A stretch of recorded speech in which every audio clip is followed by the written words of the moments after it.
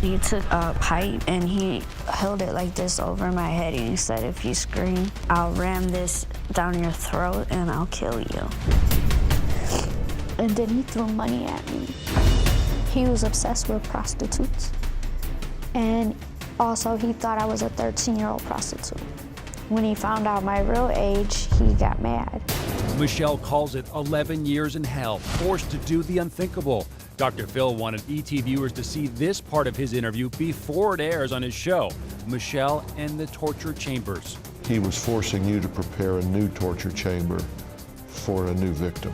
Yes, he was telling me that I needed to help him prepare another room.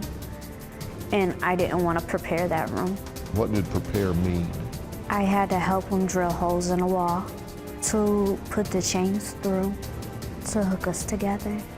Now 31, Michelle spent 1/3 of her entire life imprisoned, beaten, and raped. Michelle was impregnated 5 times. He would brutalize her until she miscarried and bled out. I mean, he would just do it every time. He punched me with a barbell. He took the round part and he went like this. I fell to the floor. Fellow survivor Amanda Berry also got pregnant by Ariel Castro. She had to deliver Amanda Berry's daughter in a swimming pool. Did she talk about that? What was that like? She talked about it only from her point of view.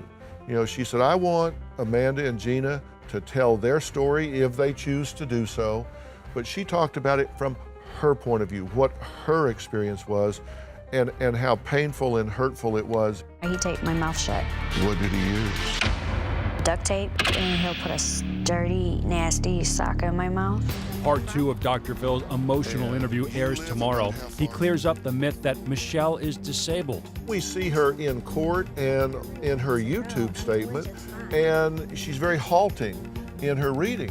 I may have been through hell and back, but I am strong enough to walk through hell with a smile on my face.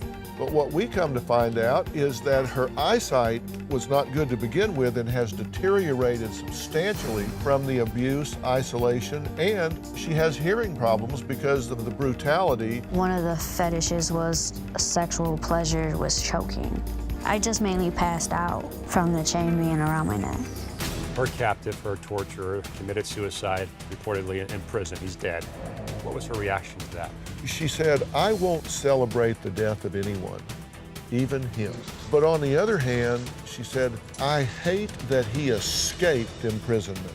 I wanted him to live in a cage like I lived in a cage.